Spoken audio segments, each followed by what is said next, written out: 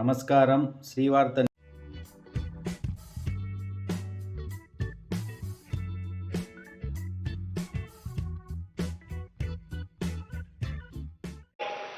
కానీ చంద్రబాబు నాయుడు గారి పేరు చెబితే మాత్రం ఆయన చేసిన చెడు మాత్రం, విద్యారంగంలో ఆయన చేసిన చెడు మాత్రం చాలా అంటే చాలా చెప్పుకోవచ్చు.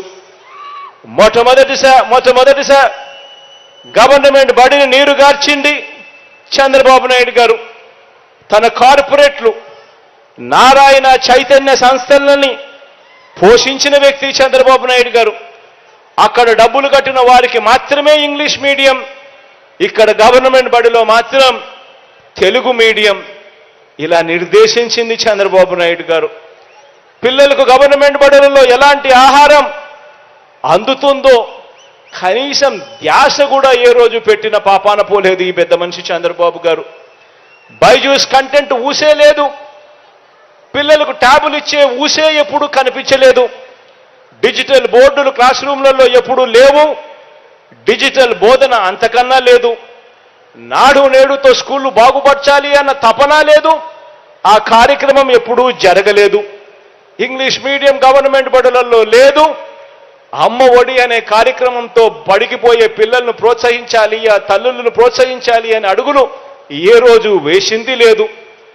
పెద్ద చదువులు చదువుతా ఉన్న పిల్లలకు పూర్తిగా ఫీజులు కట్టాలి, 100% ఫీజు రీయింబర్స్మెంట్ ఇవ్వాలి, ఆ పిల్లలకు తోడుగా ఉండాలి అని ఏ రోజు చేసిన ఆలోచనలు లేవు.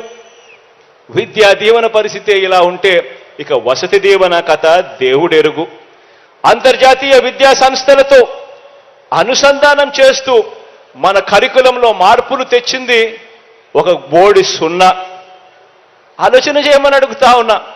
ఇక విదేశీ విద్యా దీవెన ద్వారా టాప్ 50 కాలేజెస్లో 21 ఫ్యాకల్టీస్లో 330 కాలేజీలలో ఏకంగా 1,25,00,000 దాకా కూడా ఫీజులు మీరు సీటు సంపాదించుకోండి, చదివించే బాధ్యత నాది అని చెప్పే ప్రోత్సాహకర మాటలు ఎప్పుడూ లేవు. ఆలోచన చేయమని అడుగుతా ఉన్నా. 14 ఏళ్ళు సీఎంగా ఉన్నా, 3 సార్లు సీఎం అయినా ఈ రాష్ట్రంలో ఆయన చేసిన పరిపాలన వల్ల మంచి జరిగింది ఇది అని చెప్పి చెప్పడానికి ఒక్కటంటే ఒక్కటి లేదు. గవర్నమెంట్ బడులలో సిబిఎస్ఈ నుంచి ఐబీ దాకా ప్రయాణం చేయించడం మొదలెడితే అప్రిషియేట్ చేయాల్సింది పోయి ఈరోజు మన కర్మ ఏమిటో తెలుసా? ఇలా మన గవర్నమెంట్ బడులలో ఇంగ్లీష్ మీడియం తీసుకువచ్చినందుకు ఒక చంద్రబాబుతో యుద్ధం చేయాల్సి వస్తా ఉంది, ఒక ఈనాడు రామోజీరావుతో యుద్ధం చేయాల్సి వస్తా ఉంది, ఒక ఏబిఎన్ ఆంధ్రజ్యోతితో యుద్ధం చేయాల్సి వస్తా ఉంది, ఒక TV5తో యుద్ధం చేయాల్సి వస్తా ఉంది. వీళ్ళందరితోనే కాక ఒక దత్తపుత్రుడితో కూడా యుద్ధం చేయాల్సి వస్తా ఉంది. ఆలోచన చేయమని అడుగుతా ఉన్నా. గవర్నమెంట్ బడులు బారాలని ఆరాటపడడం తప్పు, గవర్నమెంట్ బడులలో ఇంగ్లీష్ మీడియం తేవాలని తపన పడడం తప్పు. ఇలా ఆరాటపడినందుకు ఇంత మందితో యుద్ధం చేయాల్సి వస్తా ఉంది. కానీ ఆశ్చర్యం ఏమిటో తెలుసా?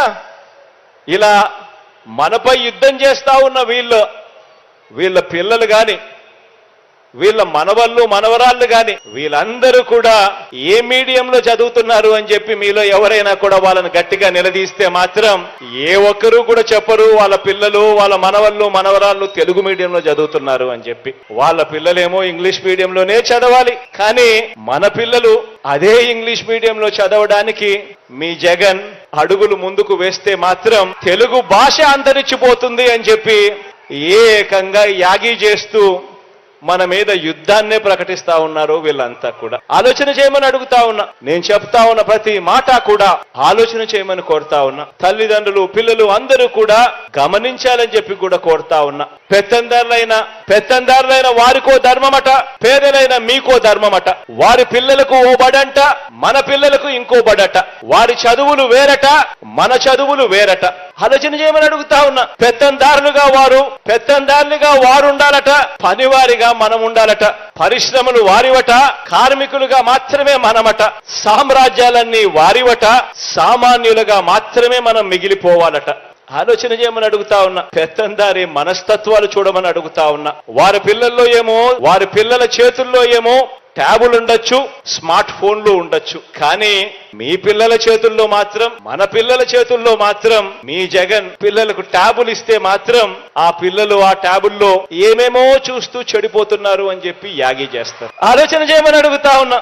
ఇవన్నీ కూడా ఏదైతే నేను చెప్తా ఉన్నానో ఇవన్నీ కూడా ఎప్పటికీ కూడా మన పిల్లలు పేదలుగానే ఉండిపోవాలి అని కోరుకునే పెత్తందారి మనస్తత్వానికి ఇవన్నీ కూడా నిదర్శనాలుగా మన కళ్ళ ఎదుటే కనిపిస్తా ఉన్నాయి. గవర్నమెంట్ బడిలో చదివిస్తా ఉన్న ప్రతి ఒక్క పేద కుటుంబం ఒక్క విషయం మాత్రం ఖచ్చితంగా గుర్తుపెట్టుకోండి. ఇప్పుడు విద్యారంగంలో కూడా వారికి మనకు మధ్య జరుగుతా ఉన్నది ఒక యుద్ధం.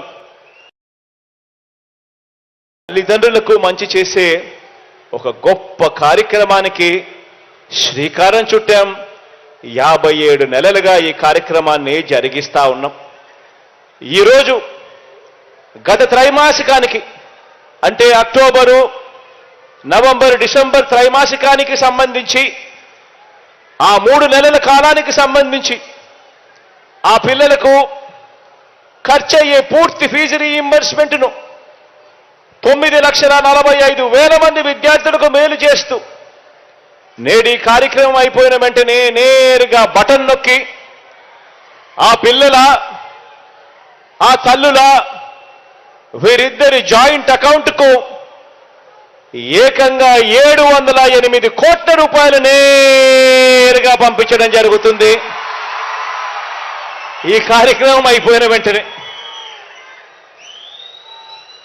ఈ 708 కోట్ల రూపాయలతో కలుపుకొని ఈ 57 నెలల కాలంలోనే అక్షరాల మీ అన్న ప్రభుత్వం చెల్లించిన ఈ పూర్తి ఫీజుల మొత్తాన్నే తీసుకుంటే ఏకంగా 29,66,000 మంది పిల్లలకు మంచి జరిగిస్తూ ఇప్పటిదాకా జగనన్న విద్యా దీవెన అనే ఈ ఒక్క కార్యక్రమం ద్వారానే 12,609 కోట్ల రూపాయలు నా అక్క చెల్లెమ్మల కుటుంబాల ఖాతాల్లోకి నేరుగా జమ చేయడం జరిగింది.